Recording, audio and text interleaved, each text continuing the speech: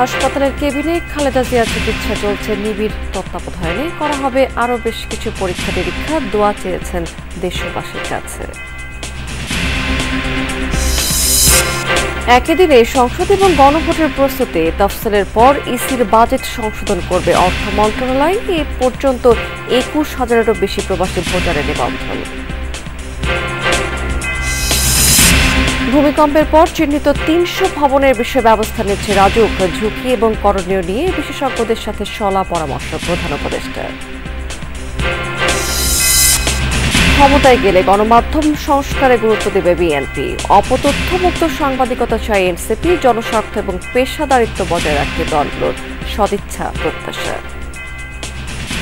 রাজনৈতিক দলগুলো তো আপনার কাউকে পকেটের মধ্যে নিতে চায় না। আপনার যদি পকেটে ঢুকে যান তখন কিন্তু দ্যাট বিকামস এ প্রবলেম। গুজব অপতথ্যের বিরুদ্ধে দাঁড়ানো এবং জনগণের পক্ষে সাংবাদিকতা আমরা সকলে সমন্বিতভাবে কাজ করব। এই রাজধানীর মোহাম্মদপুরে এক যুবককে কুপিয়ে হত্যা। দুর্বৃত্তদের হামলায় আহত তার বাবা। পূর্বশত্রুতার জেরে হামলা বলছে পরিবার। ও দৌড়ে এনে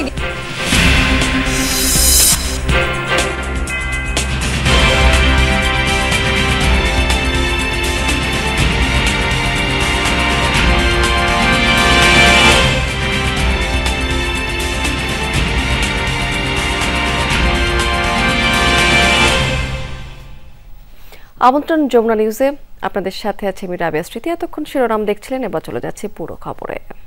কেবিনে মেডিকেল বোর্ডের নিবিড় তত্ত্বাবধানে বিএনপি চেয়ারপারসন বেগম খালেদা জিয়ার চিকিৎসা চলছে বলে জানিয়েছেন তার ব্যক্তিগত চিকিৎসক এবং দলটির স্থায়ী কমিটির সদস্য অধ্যাপক ডক্টর AZM জাহিদ হোসেন। তার এর আগে নিজের সুস্থতা কামনায় দেশবাসীর কাছে দোয়া চেয়েছেন খালেদা জিয়া। নিবিড় পর্যবেক্ষণে থাকা খালেদা জিয়ার শারীরিক পরিস্থিতি আগের চেয়ে বেশ কিছুটা উন্নতি হয়েছে বলে তবে বাসায় ফিরতে সময় লাগবে বলে জানিয়েছেন ডক্টর শাহাবুদ্দিন তালুকদার। বলেছেন, বিএনপি চেয়ারপারসন এবং সাবেক প্রধানমন্ত্রী খালেদা জিয়ার হার্ট এবং ফুসফুসে ইনফেকশন হয়েছে। গতকাল তার বেশ কিছু টেস্ট করানো হয়েছে। রোববার রাত ৮টায় এফআর কেয়ার হাসপাতালে ভর্তি করা হয় খালেদা জিয়াকে। তিনি বিশেষজ্ঞ চিকিৎসক অধ্যাপক শাহাবুদ্দিন তালুকদারের তত্ত্বাবধানে রয়েছেন। বিএনপি চেয়ারপারসনের জন্য মেডিকেল বোর্ড গঠন করা হয়েছে। বোর্ড সদস্যরা জানিয়েছেন, গত কয়েক মাস ধরেই নানা ধরনের শারীরিক জটিলতা দেখা যাচ্ছে বিএনপি চেয়ারপারসনের। চ্যালেঞ্জ হলো একই দিনে জাতীয় নির্বাচন আর গণভোট করা সাশ্রয়ী হবে বলে মনে করেন অর্থ উপদেষ্টা ডক্টর সালাউদ্দিন আহমেদ। তিনি বলেছেন, তফসিল ঘোষণার পর ইসিকে চাহিদার ভিত্তিতে বরাদ্দ দেওয়া হবে। সচিবালয়ে সরকারি ক্রয় সংক্রান্ত উপদেষ্টা পরিষদ কমিটির সভা শেষে এসব কথা জানিয়েছেন তিনি। দেশে প্রথমবারের মতো একসাথে হতে যাচ্ছে জাতীয় নির্বাচন ও গণভোট। অনেকে এটিকে চ্যালেঞ্জ মনে করলেও সরকারের ভাবনা দুটি একসাথে হওয়াই যৌক্তিক। সোমবার সকালে সচিবালয়ে সরকারি ক্রয় সংক্রান্ত কমিটির বৈঠক শেষে ভোট নিয়ে কথা বলেন অর্থ উপদেষ্টা ডক্টর সালেহুদ্দিন আহমেদ। জানান, তফসিল ঘোষণার পর ইসিকে চাহিদার ভিত্তিতে বরাদ্দ দেওয়া হবে। এত এন্টায়ার জিনিস রিটার্নিং অফিসার মোবিলাইজ করা, আপনি জানেন এটা খুব সোজা কাজ না। ইভেন কিছু কিছু ব্যাংকের অফিসার, জুনিয়র অফিসার, তারাও তো ডিউটিতে যাবে, স্কুলের টিচাররা যাবে। আপনি 2 দিন নিয়ে আসবেন, তাদেরকে ইসে করবেন, এগুলো তো ডিফিকাল্ট। অর্থাৎ একদিনে করাটা, পৃথিবীর অনেক দেশেই তো এরকম হয়তো। লজিস্টিক্যালি আমার মনে হয় একবারে করা বেটার এবং এটাকে সুষ্ঠুভাবে করা যেতে পারে। নির্বাচন উপলক্ষে পুলিশের বডি ক্যামেরা কেনার ব্যাপারে অর্থ উপদেষ্টা জানান, স্পর্শকাতর ভোট কেন্দ্রগুলোতে বডি ক্যামেরা দেওয়া হবে, তবে তার পরিমাণ কতটুকু সেটি ঠিক করবে স্বরাষ্ট্র মন্ত্রণালয়। না, এটা আমি ঠিক করব না, এটা তো আমাদের দায়িত্ব না। এটা আপনার স্বরাষ্ট্র মন্ত্রণালয়, তাদের যে এজেন্সিগুলো আছে তাদের সাথে বসে, কারণ ব্যবহার করুক, ওখানে তো ইনভলভ কিন্তু স্বরাষ্ট্র মন্ত্রণালয় ডিরেক্টলি, এবং ইসিরও কিন্তু ওই কেনার ব্যাপারে, বডি ক্যামেরার ব্যাপারে দায়িত্ব না। ইসি বলে দেবে যে এইসব জায়গায় তোমরা নেবে এবং ক্যামেরা বা কী কী সুরক্ষা করবে, এটা স্বরাষ্ট্র মন্ত্রণালয়। এদিন সকালে ঢাকা মহানগর দায়রা জজ আদালতে পারিবারিক আদালতের উদ্বোধনী অনুষ্ঠানে কথা বলেন আইন উপদেষ্টা ডক্টর আসিফ নজরুল। অতিরিক্ত সংস্কার করতে গিয়ে রাষ্ট্র কাঠামো যেন দুর্বল না হয় সেদিকে খেয়াল রাখার পরামর্শ দেন তিনি। আপনার সংস্কার নেওয়ার জন্য আস্তে আস্তে একজন একটা অ্যাথলেটকে আরো বেশি ট্রেনিং করার জন্য আস্তে আস্তে ফিজিক্যালি প্রস্তুত হতে হয়। এটা একটা সংস্কার ওরকম একটা ক্রমান্বয় প্রক্রিয়া, ইনক্রিমেন্টাল প্রসেসে করতে হবে। আমাদের এখানে সংস্কার চিন্তা থাকতে হবে এবং এটা কিছুটা আরেকটু বাস্তবচিত হতে হবে। আইন উপদেষ্টা বলেন, শুধু আইন মন্ত্রণালয়ে ২১টি সংস্কার আনা হয়েছে। বিচার বিভাগে যে সংস্কার হয়েছে তাতে আগামী ৫ বছরে মামলার সংখ্যা ৫০% কমবে বলে আশা প্রকাশ করেন তিনি। অন্যতম স্বপ্ন হচ্ছে যাওয়ার আগে ৬৪টা জেলায় লিগ্যালি ম্যান্ডেটরি করে দিয়ে যাব। তানভীর মৌসুম, যমুনা নিউজ, ঢাকা। আসন্ন সংসদ নির্বাচনে ভোট দিতে পোস্টাল ভোট বিডি অ্যাপে ৬ দিনে ২১,০০০-এরও বেশি প্রবাসী নিবন্ধন করেছেন। এর মধ্যে সবচেয়ে বেশি নিবন্ধন করেছেন দক্ষিণ কোরিয়ার প্রবাসীরা। জেলা হিসাবে ঢাকা এবং আসন হিসাবে এগিয়ে রয়েছে চাঁপাইনবাবগঞ্জ ৩ এর প্রবাসী বাংলাদেশিরা। দুপুরে আগারগাঁও নির্বাচন ভবনের প্রবাসী সহ ৪ শ্রেণীর ভোটারদের পোস্টাল ব্যালট ব্যবস্থাপনা নিয়ে ডাক বিভাগের সঙ্গে বৈঠক শেষে পোস্টাল ভোট বিডি অ্যাপের সর্বশেষ তথ্য তুলে ধরা হয়েছে। এ সময় প্রধান নির্বাচন কমিশনার সহ অন্য কমিশনাররাও উপস্থিত ছিলেন সেখানে। বর্তমানে পূর্ব এশিয়া, দক্ষিণ আমেরিকা এবং আফ্রিকার দেশগুলোতে ১৯শে নভেম্বর থেকে নিবন্ধন চলছে। আর রোববার মধ্যরাতে উত্তর আমেরিকা এবং ওশেনিয়া অঞ্চলে নিবন্ধন শুরু হয়েছে। সব মিলিয়ে এসব অঞ্চলের ৬৮টি দেশে প্রবাসী বাংলাদেশি ভোটারের নিবন্ধন অ্যাপে চলমান রয়েছে। এখন পর্যন্ত দক্ষিণ কোরিয়ায় প্রায় ৮,০০০, জাপানে প্রায় ৫,০০০ এবং দক্ষিণ আফ্রিকায় ২৫০০ প্রবাসী নিবন্ধন করেছেন। সংবাদ মাধ্যমকে লেজুর বৃত্তির সুযোগ না দিতে রাজনীতিবিদদের প্রতি আহ্বান জানিয়েছেন সম্প্রচার মাধ্যমের নীতি নির্ধারকরা। যদিও গণমাধ্যমের অতীতের অতি রাজনীতিকরণের দায় সাংবাদিকদের উপরই চাপান বিএনপি মহাসচিব। তিনি বলেছেন, ক্ষমতায় এলে গণমাধ্যম সংস্কারে অগ্রাধিকার দেবে বিএনপি। বিজেসির মতবিনিময় সভায় অপতথ্য বন্ধ করে গণমাধ্যমকে জনবান্ধব হওয়ার পরামর্শ দিয়েছেন রাজনীতিবিদরা। বিজেসির পক্ষ থেকে জাতীয় সম্প্রচার কমিশনের সহ ৭ দফা সুপারিশ উপস্থাপন করা হয়েছে। গণমাধ্যম সংস্কার কমিশনের প্রতিবেদনের উপর সম্প্রচার সাংবাদিকদের সংগঠন বিজেসির ধারাবাহিক মতবিনিময়ের শেষ পর্বে ছিলেন রাজনীতিবিদ ও সম্প্রচার মাধ্যমের নীতি নির্ধারকরা। মতবিনিময়ের শুরুতেই গণমাধ্যম সংস্কার কমিশনের প্রতিবেদন নিয়ে ৭ দফা সুপারিশ তুলে ধরে বিজেসি। সম্প্রচার সংবাদ মাধ্যমকে স্বাধীন সম্পাদকীয় প্রতিষ্ঠান হিসেবে পরিচালিত হতে দেওয়ার রাজনৈতিক অঙ্গীকার করতে হবে। মৌলিক এসব দাবি বাস্তবায়নে আগামীর নীতি নির্ধারকদের সহায়তা চান বিজেসি নেতারা। গণমাধ্যমেরও জবাব দিতে থাকবে জনগণের কাছে। সরকারও এটি অহেতুক বাধাগ্রস্ত করবে না। যদিও দাবির সাথে খুব বেশি দ্বিমত ছিল না রাজনীতিবিদদেরও, তবে তারা সম্প্রচার মাধ্যমকে আরো বেশি জনস্বার্থ সংশ্লিষ্ট হওয়ার তাগিদ দেন। গত কর্তৃত্ববাদী স্বৈরাচারী আমলে যে ভয়ের রাজত্ব ছিল, এই ভয়ের রাজত্ব কিন্তু এখনো শেষ হয় নাই। প্রায় সমান যোগ্যতা নিয়ে বিশ্ববিদ্যালয় পাশ করে কেউ আমলাতন্ত্রে যাচ্ছেন আর কেউ গণমাধ্যমে যাচ্ছেন। আমলাতন্ত্রে একটা নিশ্চিত জীবনের মধ্যে ঢুকছেন, কিন্তু গণমাধ্যমে তাকে একটা অনিশ্চিত জায়গাতে থাকতে হচ্ছে। তাহলে আসলে সেই ব্যক্তির কাছ থেকে তার পেশার যে পেশাদারিত্ব, এটা আশা করা কঠিন। সরকারের পক্ষ থেকে একটা স্ট্রং সোর্স প্রত্যেকটা টেলিভিশনকে হতে পারে তাদের টিআরপির আলোকে বিজ্ঞাপনের আর্থিক সুবিধা টেলিভিশনগুলোকে দেওয়া যেতে পারে। তারা শুধু ওয়াচ ডগ না, তারা এমনকি মাঝে মাঝে পাথ ফাইন্ডার হতে পারে। আমরা যে পাবলিক ইন্টেলেকচুয়ালিজমের কথা বলি, আমি মনে করি যে সেটা সাংবাদিকরাই করতে পারেন। গুজব, অপতথ্যের বিরুদ্ধে দাঁড়ানো এবং জনগণের পক্ষে সাংবাদিকতা আমরা সকলে সমন্বিতভাবে কাজ করব। এই কেউ নিরপেক্ষ নয় বাংলাদেশে। সাধারণ একজন মানুষ, একজন সম্মানিত রিকশাওয়ালা, তারও একটা পক্ষ আছে। সেই পক্ষটা হচ্ছে আমরা বাংলাদেশের পক্ষ। আমরা বাংলাদেশের পক্ষ হয়ে যদি কাজ করি, আমি খুব দৃঢ়ভাবে বিশ্বাস করি আমরা এই কাজটি এগিয়ে নিতে পারবো। মতবিনিময় শেখ হাসিনার আমলে সাংবাদিকতায় অতি রাজনীতিকরণের সমালোচনা করেন গণমাধ্যম সংস্কার কমিশনের সদস্য ফাহিম আহমেদ। আমাদেরকে আপনারা আপনাদের লেজুর বৃত্তি করতে দিবেন না। আপনি ভুল করবেন কিন্তু আপনার সমালোচনা করা যাবে না। এরকম যদি নীতি হয়ে থাকে তাহলে বাংলাদেশের গণমাধ্যম কখনোই স্বাধীন হবে না। আমরা চাই না আমরা কেউ আপনাদের লোক হই। আমরা ভবিষ্যতে কোনো রাজনৈতিক দলের লোক হতে চাই না, লোক থাকতে চাই না। আমরা যেন এবার এই পরিবর্তিত পরিস্থিতিতে সাংবাদিক নির্যাতনের ঘটনা আগের মতো না ঘটে, কি কমিটমেন্ট সেটা আমরা পরিষ্কারভাবে আপনাদের নির্বাচনী ইশতেহারে দেখতে চাই। অনুষ্ঠানে বিএনপি মহাসচিব আশ্বস্ত করেন গণমাধ্যমের স্বাধীনতা তাদের অগ্রাধিকার। পাশাপাশি সাংবাদিকদেরও অতীতের আচরণের সমালোচনা করেন তিনি। রাজনৈতিক দলগুলো তো আপনার কাউকে পকেটের মধ্যে নিতে চায় না, কিন্তু আপনারা যদি পকেটে ঢুকে যান তখন কিন্তু দ্যাট বিকামস এ প্রবলেম। আমরা দেখেছি গত ১৫ বছর নিজেরাই উদ্যোগী হয়ে আপনারা ফ্যাসিজমকে সমর্থন করেছেন। এটা আমাদের দেখা, এই দেশের মানুষের দেখা। তো সেই জায়গাগুলোতে আপনাদেরও কমিটমেন্টের প্রয়োজন আছে যে আপনারা ওই জায়গাগুলো থেকে নিজেরা বাইরে থাকবেন, যে আমরা যদি সরকার পরিচালনার দায়িত্ব জনগণের মাধ্যমে পাই তাহলে আমরা নিঃসন্দেহে এটাকে অগ্রাধিকার ভিত্তিতে আমরা দেখব বলে আমরা বিশ্বাস করি। এর আগে বিবিসি মিডিয়া অ্যাকশনের সহযোগিতায় সরকার, সুশীল সমাজ, গণমাধ্যমের নীতি নির্ধারক ও সাংবাদিক নেতাদের সাথেও আলাদা মতবিনিময় করেছে BGC. Arifin Shakil, Jamuna news, Dhaka. NCP বাংলাদেশকে নতুন রাজনৈতিক সংস্কার উপহার দেবে বলে মন্তব্য করেছেন দলটির দক্ষিণাঞ্চলের জাতীয় মুখ্য সংগঠক হাসনাত আব্দুল্লাহ। রাতে এনসিপি দলীয় কার্যালয়ে মনোনয়ন নিয়ে সংবাদ সম্মেলনে তিনি একথা বলেছেন। এছাড়াও দলটির নেতারা বলেছেন, খুব শিগগিরই একটি নতুন রাজনৈতিক জোট দেখবে বাংলাদেশের মানুষ। আসন্ন জাতীয় নির্বাচনে ৩০০ আসনে নিজেদের দলীয় প্রার্থী দেবে দলটি। ধর্মীয় ফ্যাসিবাদ, চাঁদাবাজি থেকে বেরিয়ে এসে গণতন্ত্রের পক্ষে কাজ করার আহ্বান জানিয়েছে এনসিপি নেতারা। এছাড়াও নির্বাচন বানচালের জন্য আওয়ামী লীগ চেষ্টা করছে বলে অভিযোগ করেছেন তারা।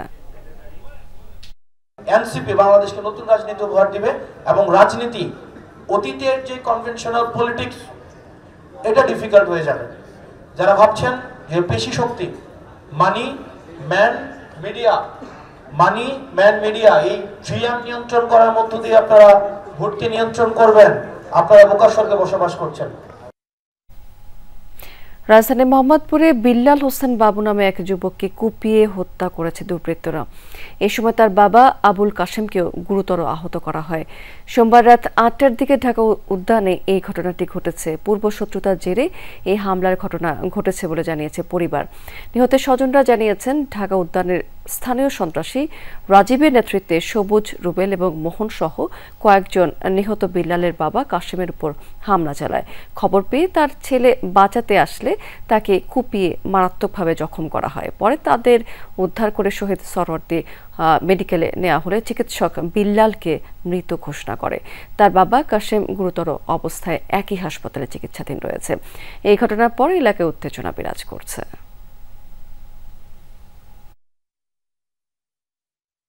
আব্বুর নাকি কোবাইছে, কারা কারা নাকি নোয়া গাড়ি নাকি হাইস গাড়ি দিয়া হঠাৎ অনেক লোক আসছে, ১০-১২ জন, দাঁত আর আন্দা নাকি কি বলে, এগুলা নিয়ে এসে আব্বুরে কোবাইছে। এর ভিতরে আমার ভাইয়া গেছে ঠেকাইতে, ও ঠেকানোর পরে ওর নাকি যে ঘাড়ে মারে ওরও কোবাইছে। একজনে খবর কইছে যে তোমার বাবারে মারে, ও দৌড়ে এখানে গেছে, দৌড়ে আমার বাবারে কে মারে, দোকানে আসিল বউ, দৌড়ে গেছে আর ওরে যাইয়া কোবানি শুরু করে। দর্শক, মোহাম্মদপুরের ঢাকা উদ্যান থেকে এই মুহূর্তে আমার সাথে সরাসরি যুক্ত হচ্ছেন আমাদের সহকর্মী তানভীর সিদ্দিক টিপু। এই হত্যাকাণ্ড সম্পর্কে সর্বশেষ কি আপডেট আছে? পুলিশ কি বলছে ব্যাপারে? পুলিশ আসলে চেষ্টা করছেন যে যারা এই হত্যাকাণ্ড ঘটিয়েছেন তাদেরকে খুঁজে বের করতে, এবং এই মুহূর্তে আমাদের সাথে যিনি নিহত হয়েছেন তার মা এবং বোন আমাদের সাথে রয়েছেন। তাদের কাছ থেকে একটু জেনে নিতে চাইবো যে কি ঘটেছিল, যদি একটু বলেন আমাদেরকে। কি ঘটেছিল আমি তো পুরো বলতে পারব না, কিন্তু ওই যে আমার ভাবি জানে সমস্ত ঘটনা। আপনি বলবেন আপনার ভাইয়ের সাথে কি? আমার ভাই দোকানে বসে ছিল, সবাই মিলে আমরা কথা বলতেছিলাম, তো কথা কইতাছিলাম, এর মধ্যে দেখলাম কি সবাই আইতেছে। আমি আমার বাড়ি কই দৌড় দে সর, এর মধ্যে মনে করেন সবাই যার যার মতো পলাইছে। আমার ভাই আর আমার আব্বু পলাইতে পারেনি। এর মধ্যে আমার আব্বুর যে কোপ দিছে, আমার ভাই গেছে বাঁচাইতে গেছে নগতার কার পাশে। নগদে এইটা শিওর আমি বলতে পারি না, আমি তো বাসায় থাকি, এইসব আমি বলতে পারি না। আমি যতটুকু আর কি দেখছি, ওই যে মামলা আগের মামলা, তারপরে যে আমাদের পাশের বাড়ি থেকে ওনার জামাই আবার আওয়ামী লীগের মেয়র না জানি কি ছিল, তো ওনাদের আটকাইছিল, মানে 1 লাখ টাকা খাইব, আবার মোবাইল নিছিল। তো ওই মোবাইলে আমার আব্বু বাধা দিচ্ছে, যেসব করার দরকার নেই, ওনারা যা হয়েছে না হয়েছে, ওনারা অনেক ভালো লোক, তো ওই যে আটকাইছে কে, ওই কারণে আমার আব্বুর উপরে খেপাই দিচ্ছে, মানে ওনারা টাকা খাইতে পারেনি। উল্টা আমার আব্বুর নামে একটা মামলা হয়েছে। এখন আপনার বাবা কোথায় আছেন? এখন প্রাইম হসপিটালে, ঢাকা হসপিটাল নিছে, ওইখান থেকে ফেরত দিয়ে দিচ্ছে। এখন বাঁচবো নাকি তার কোনো গ্যারান্টি নেই। এখন আমি চাই যারা যারা আমার ভাইয়ের মারছে তাদের ফাঁসি হোক, খুনের বদলে খুন হোক। আমার মার বুক যেমন খালি করছে, ওরও যেন মার বুক খালি হোক। শুনছিলেন যে নিহতের পরিবার, তারা আসলে এই ঘটনার সুষ্ঠু বিচার চান এবং ঘটনায় যারা জড়িত আছেন তাদেরকে দ্রুত গ্রেফতার করে আইনের আওতায় আনার দাবি জানাচ্ছেন তারা। অনেক ধন্যবাদ আপনাকে। ঢাকায় সাম্প্রতিক ভূমিকম্পের ঘটনায় আতঙ্ক নয়, সচেতনতা বাড়ানোর পরামর্শ দিয়েছেন দেশের শীর্ষ ভূমিকম্প বিশেষজ্ঞরা। সোমবার প্রধান উপদেষ্টা ডক্টর মোহাম্মদ ইউনূসের সভাপতিত্বে অনুষ্ঠিত জরুরি বৈঠকে তারা এই মত দিয়েছেন। বিশেষজ্ঞরা এ সময় বলেছেন ৪৮ ঘন্টা ১০ দিন বা ১ মাসের মধ্যে বড় ভূমিকম্প হবে এই ধরনের গুজব ছড়ানো হচ্ছে, যা সম্পূর্ণ ভিত্তিহীন। ভূমিকম্পের সুনির্দিষ্ট সময় কেউই বলতে পারে না। বৈঠকে প্রধান উপদেষ্টা বলেছেন যে সরকার অবৈজ্ঞানিক পদক্ষেপ নিতে চায় না, এজন্য স্বল্পতম সময়ের মধ্যে বিশেষজ্ঞদের লিখিত পরামর্শ চেয়েছেন তিনি। একই সঙ্গে টাস্কফোর্স এবং বিশেষজ্ঞ কমিটি গঠনের কাজ চলছে বলেও জানিয়েছেন তিনি। বিশেষজ্ঞরা বলছেন যে বাংলাদেশ বড় ভূমিকম্পপ্রবণ এলাকা নয়, তবে পর্যাপ্ত প্রস্তুতি জরুরি।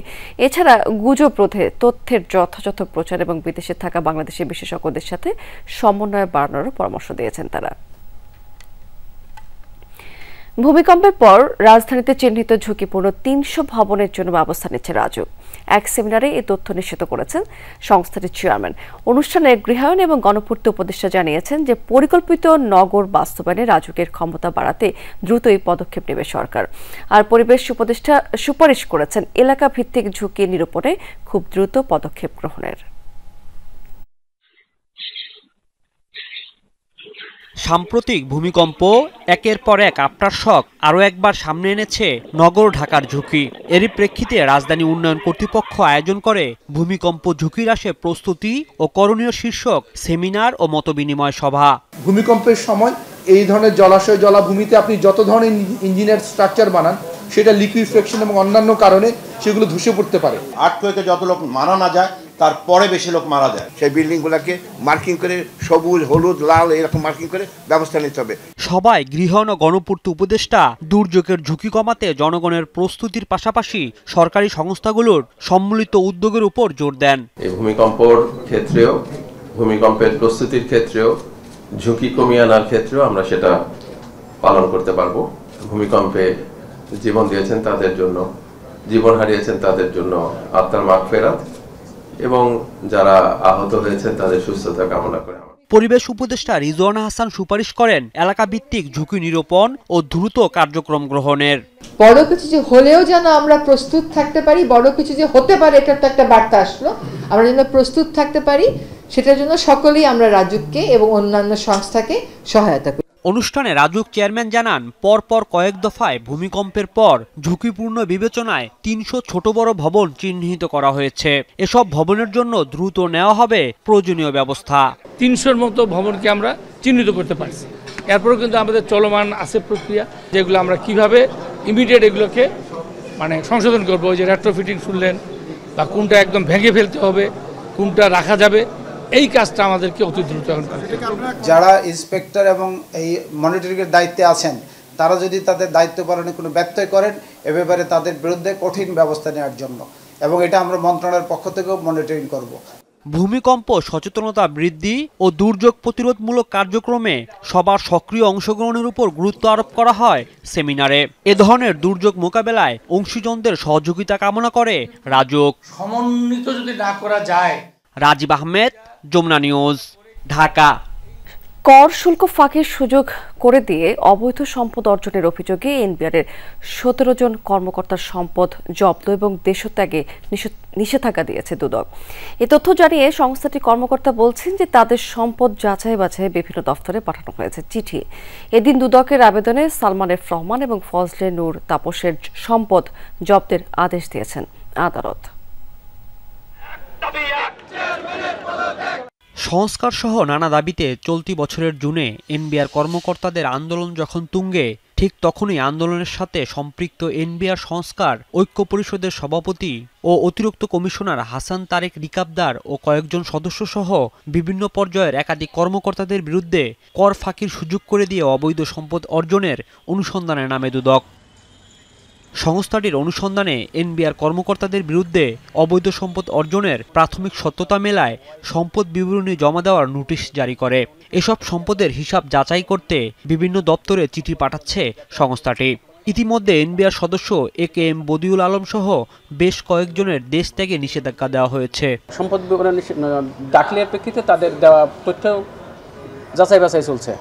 ইতিমধ্যে কয়েকজন কর্মকর্তার বিদেশ যাত্রায় নিষেধাজ্ঞা দেওয়া হয়েছে এবং তাদের ব্যাংক অ্যাকাউন্ট ফ্রিজও করা হয়েছে। এদিন দুদকের আবেদনে ক্ষমতাচ্যুত প্রধানমন্ত্রী শেখ হাসিনার উপদেষ্টা সালমান এফ রহমানের গাজীপুরে 11 একর জমি ও ব্যাংক হিসাব জব্দের আদেশ দিয়েছেন আদালত। একইভাবে জব্দ করা হয়েছে ঢাকা দক্ষিণ সিটির সাবেক মেয়র ফজলেনুর তাপসের 21টি ব্যাংক হিসাবও। সাবেক মেয়র ফজলেনুর তাপসের বিষয়ে বিজ্ঞ আদালত একটি অর্ডার দিয়েছেন তার ব্যাংক অ্যাকাউন্ট ফ্রিজ এবং তার সম্পদ স্থাবর অস্থাবর সম্পদ ক্রোকের।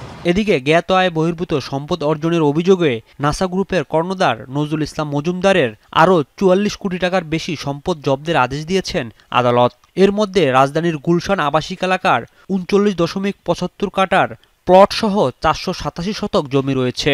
18 কোটি টাকার অবৈধ সম্পদ অর্জনের অভিযোগে পানি উন্নয়ন বোর্ডের সাবেক তত্ত্বাবধায়ক প্রকৌশলী মনিরুজ্জামান ও তার স্ত্রীর বিরুদ্ধে চার্জশিটের অনুমোদন দিয়েছে দুদক। রাজীব আহমেদ, যমুনা নিউজ, ঢাকা। দর্শক, এই ছিল যমুনা নিউজের এখনকার আয়োজনে। এতক্ষণ সঙ্গে থাকার জন্য ধন্যবাদ আপনাদের সবাইকে।